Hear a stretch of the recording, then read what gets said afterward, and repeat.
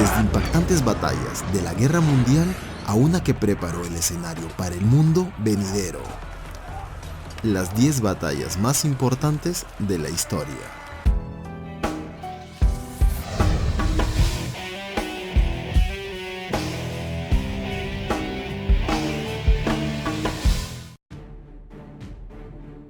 Número 10. El asedio de Orleans. Los asedios en el mundo antiguo eran una de las formas más comunes de combate, y con respecto a Francia, una de sus victorias más importantes en su historia fue el sitio de Orleans. Pero no eran ellos quienes estaban asediando, eran los ingleses, y los ingleses estaban ganando. De hecho, habían estado haciendo este sitio durante 6 meses. Les iba muy bien, incluso al tomar el río Loira.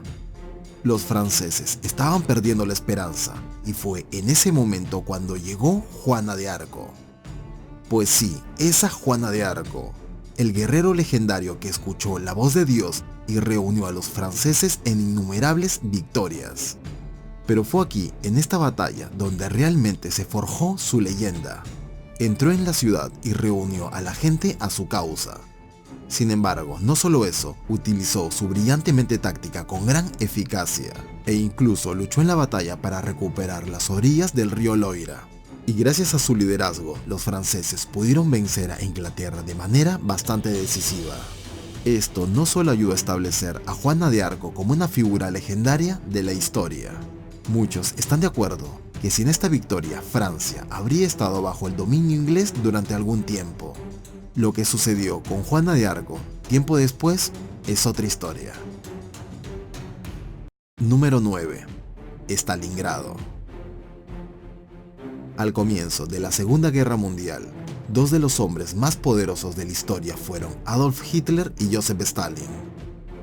Tenían dos de las naciones más poderosas del mundo y así se unieron en la Segunda Guerra Mundial.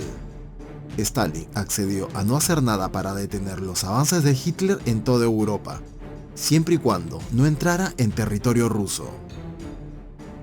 Hitler, por su parte, estuvo de acuerdo, por un tiempo.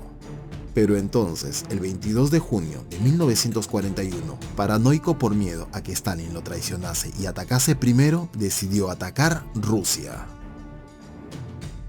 Los alemanes marcharon directamente hacia Rusia y comenzaron a tomar toda la tierra que pudieron. Stalin los dejó por meses, pero luego golpearon a Stalingrado. Esta batalla fue en agosto de 1942 a febrero de 1943, todo durante el frío invierno ruso. Las fuerzas de Hitler tenían mejores armas, más mano de obra y tanques. Pero en Rusia, si no estás preparado para las condiciones de frío, no durarás. Y aunque duraron 6 impresionantes meses, les costó muy caro. El frío los estaba paralizando y se estaban quedando sin suministros. Pero Hitler se negó a permitir que se rindieran. Sin embargo, se rindieron lentamente uno por uno. La batalla de Stalingrado fue en realidad la mayor confrontación de la Segunda Guerra Mundial. Más grande que el día de Bastogne y todo lo demás. Fue el verdadero comienzo del fin para Hitler, porque ahora estaba peleando una guerra en 2 frentes y perdería porque rompió su promesa a Stalin. Solo en esta batalla hubieron más de 1.100.000 bajas del ejército rojo, mientras que los alemanes tuvieron más de 750.000 bajas. Número 8. Gettysburg. La Guerra Civil Estadounidense o la Guerra de Secesión fue la guerra más sangrienta en suelo estadounidense, librada en abril de 1861. Fue una batalla de hermanos, de familia y de amigos, ya que el norte y el sur se unieron en un conflicto que cambiaría la forma de la nación en más de un sentido. El ejército confederado parecía tener la ventaja durante gran parte de la guerra, y luego una sola batalla ayudó a cambiar el rumbo. Gettysburg. El ejército confederado estaba en una buena racha de victorias, ya que fueron dirigidos por Robert E. Lee, uno de los más grandes generales de la historia que les consiguió varias victorias. Pero cuando fueron a Gettysburg en Pensilvania, fue cuando su impulso se detuvo. Esta batalla de 3 días fue larga y dura, entre el 1 y el 3 de julio de 1863. El sur o los confederados ganaron el primer día de lucha, pero el segundo día el rumbo cambió y el tercer día aseguró la victoria al mando del general George Meade. Los confederados tuvieron más de 30.000 bajas, mientras que la Unión alrededor de 22.000 en esta cruenta lucha. Esta batalla dio la esperanza al norte y se hizo aún más histórica debido al famoso discurso de Gettysburg del presidente Abraham Lincoln. Número 7. La batalla de Trafalgar. Vamos a los océanos. Muchas batallas se han librado en el agua, pero durante las guerras napoleónicas estas batallas fueron aún más vitales. En esta ocasión se enfrentaron Reino Unido contra el Imperio francés y su aliado el Reino de España. Y con las fuerzas de Napoleón aparentemente imparables, los británicos necesitaban una victoria para ayudarlos a volver a encaminarse. Esta victoria se consiguió en la batalla de Trafalgar.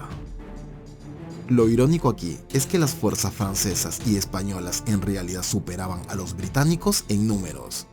Pero al almirante Horatio Nelson, primer vizconde de Nelson, no le importó. Así que el 21 de octubre de 1805, él fue y corrió directo hacia sus barcos. Y de manera bastante desconcertante ganaron. Aunque Horatio Nelson perdió su vida en la batalla, su sacrificio ayudaría a la caída de Napoleón poco después. Número 6. La batalla de Hastings. Inglaterra es una nación conocida en todo el mundo por su importancia en la historia. Pero cuando se trata de su propia historia, se podría argumentar que técnicamente no comenzó hasta el año 1066, ya que fue en este año que se libró la batalla de Hastings. El ejército franco-normando del duque Guillermo II de Normandía se enfrentó con el ejército anglosajón del rey Haroldo II. Desde la década de 1050, Guillermo era pretendiente al trono de Inglaterra, entonces en manos de su primo Eduardo el Confesor, que en ese momento no tenía descendencia. Sin embargo, no era el único que codiciaba la corona inglesa, pues tenía un poderoso rival, el conde inglés Haroldo Godwinson, el cual fue nombrado como su sucesor por el propio rey Eduardo en su lecho de muerte en enero de 1066. Guillermo argumentó que el rey de Inglaterra le había prometido en el pasado que el trono sería suyo y que el propio Haroldo había jurado apoyarlo. Es por ello que el duque normando puso en marcha la intervención militar y preparó una gran flota y un poderoso ejército que desembarcó en el sur de Inglaterra en septiembre del año 1066. Ese año, Guillermo el Conquistador, como también era conocido, atacó a los anglosajones y por suerte, voluntad y engaño los derrotó lentamente. La batalla fue tan intensa y caótica que se dijo que Guillermo había estado lejos de la batalla.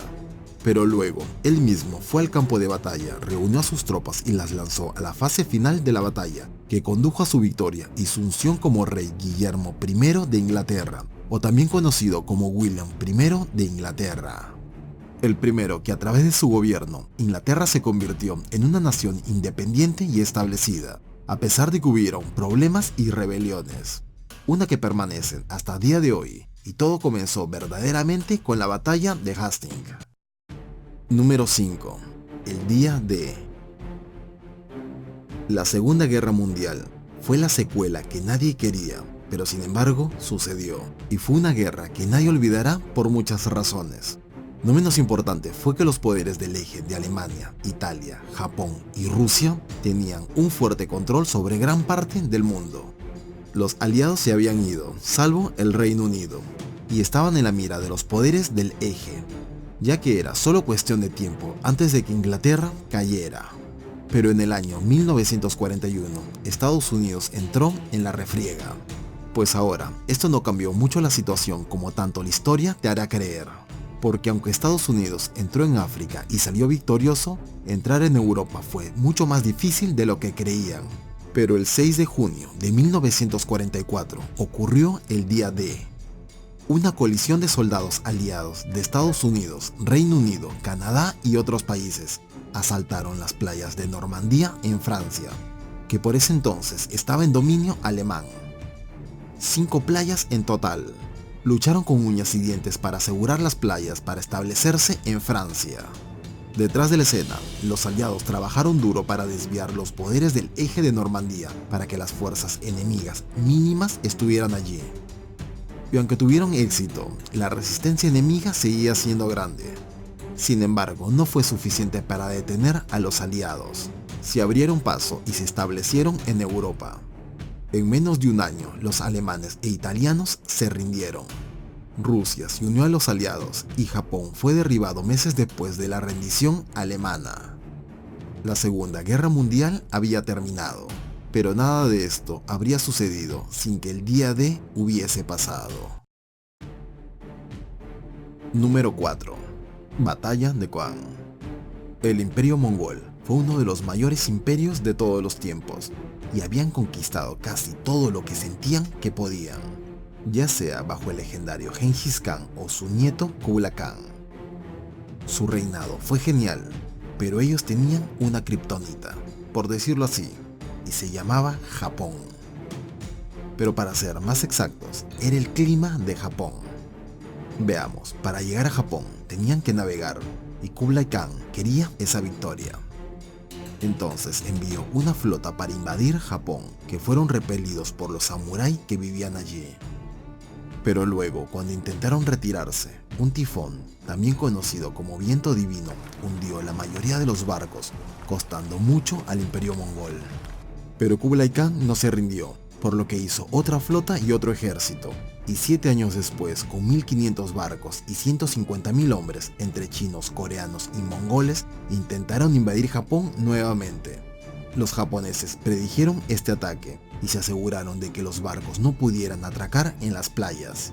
Cuando los mongoles descubrieron esto, intentaron permanecer en el mar, solo para ser derribados por el viento divino una vez más. ¿Se imaginan si los mongoles hubieran invadido Japón? Número 3. Batalla de Waterloo. Cuando escuchas sobre los grandes conquistadores del mundo, sabes sin dudas que Napoleón tiene que estar en ese listado. A diferencia de Juana de Arco, Napoleón era un líder despiadado y dominaba las naciones con astucia, tácticas y fuerza bruta. Conquistó gran parte de Europa durante su tiempo. Aparte emprendió campañas en Egipto y Siria, para así cerrar los avances británicos en camino a la India. Así pues, la mayor parte del mundo lo odiaba por ello, especialmente después de que había sido derrotado y exiliado, y luego regresó no mucho después para recuperar todo lo que había perdido. Pero cuando las naciones de Gran Bretaña, Prusia, Austria y Rusia se enteraron de lo que Napoleón había hecho, ya habían tenido suficiente con él. Cada uno trajo a cientos de miles de tropas para derrotar a Napoleón de una vez por todas. Todas las batallas fueron largas y difíciles, pero en un lugar llamado Waterloo tuvieron su día final. La batalla en Waterloo tuvo 45.000 bajas en un solo día. Napoleón sabía que esta vez todo realmente había terminado. Se rindió, abdicó a la corona francesa y una vez más se exilió, pero esta vez en la isla británica de Santa Helena, donde se quedó hasta su fallecimiento el 5 de mayo de 1821 a los 52 años. Lo irónico aquí fue que el reinado de Napoleón fue la última gran edad de oro para Francia. Desde ese momento, Francia nunca recuperó su grandeza o estatus, lo cual fue probado en ambas guerras mundiales, donde Francia se vio obligada a rendirse a las naciones enemigas. Número 2. La batalla de Yorktown. La guerra revolucionaria fue una que cambió la historia tal y como la conocemos para siempre, ya que hizo surgir a los Estados Unidos, aunque aún estaba lejos de ser un simple sueño. Suerte increíble e incluso conseguir que los franceses ayudasen a combatir contra los británicos. Pero al final todo resultó en la batalla de Yorktown en Virginia, en octubre de 1781. El comandante George Washington vio que las piezas se unían. Los británicos se retiraban, las colonias se habían convertido en una mayor fuerza de combate y los franceses estaban ayudando a fijarlos. Yorktown fue el golpe final que llevó a las colonias y a los franceses, por decirlo así, a la victoria. Se decía que la batalla en sí era aburrida, Pero este no era el punto. El general Cornwallis se rindió a George Washington y la independencia fue lo que realmente se ganó. Y esta tierra en el futuro fue lo que pronto sería los Estados Unidos de Norteamérica. Número 1. Batalla de las Termópilas. Han habido muchas batallas épicas a lo largo de la historia, pero pocas tienen el impacto y la historia precedente que tuvo la batalla de las Termópilas, también conocida como la batalla de los 300. Veamos el escenario. Persia dominaba cualquier ciudad o tierra que mirasen. El rey Jerjes I, sin embargo, tenía el deseo de vengar una vieja rencilla que tenía sobre Atenas, así que quería conquistar Grecia. Entonces puso a todos sus ejércitos sobre la nación griega. En su desesperación, los atenienses recurrieron al rey Leónidas de Esparta para que les ayudara a dirigir un pequeño ejército. Este aceptó y tomó 300 de sus mejores espartanos, así como una colección de otros soldados griegos. Fueron cerca de 10.000 soldados que mantuvieron a los persas en raya durante 3 días, a pesar de que el ejército persa era abrumador y tenían pocas o nulas posibilidades contra ellos. Solo después del segundo día, ellos fueron traicionados, permitiendo a los persas rodearlos tras de ellos, dejándolos paralizados. Allí, el gran rey Leónidas y sus 300 espartanos sucumbieron ante el poderío de Jerjes y su gigante ejército. ¿Pero por qué esta batalla está en la parte superior de esta lista? Pues es simple, debido a las ondas de choque que se extendieron por esta pelea. Los espartanos y sus aliados perdieron esta batalla, pero las ciudades-estado que se convertirían en Grecia no lo hicieron. Es más, aguantaron a pesar de que Atenas fue incendiada. Por primera vez en su historia se unieron total y completamente, tomando la lucha contra Persia, venciéndolos y convirtiéndose en su propia nación. Esto llevó a la llegada de Alejandro Magno, que expandió el imperio griego a nuevas alturas y moldeó el mundo de manera que todavía se siente hasta el día de hoy. Pero lo más importante de todo, los griegos eran una democracia. Persia no lo era. Debido a que los griegos sobrevivieron a la guerra y continuaron su camino, la democracia se extendió por todo el mundo, incluso a muchas naciones modernas. Entonces, sin esta batalla, sin esta heroica última resistencia, sin la inspiración que vino de esta pelea, el mundo no sería el mismo en ningún tramo de la imaginación. ¿Cuál piensas tú que fue la batalla más épica de la historia y por qué? Escríbenos en los comentarios. Si este video con la información fue de tu agrado, regálame un pulgar arriba. No olvides compartirlo con amigos y familiares. Te mando un fuerte abrazo. Saludos.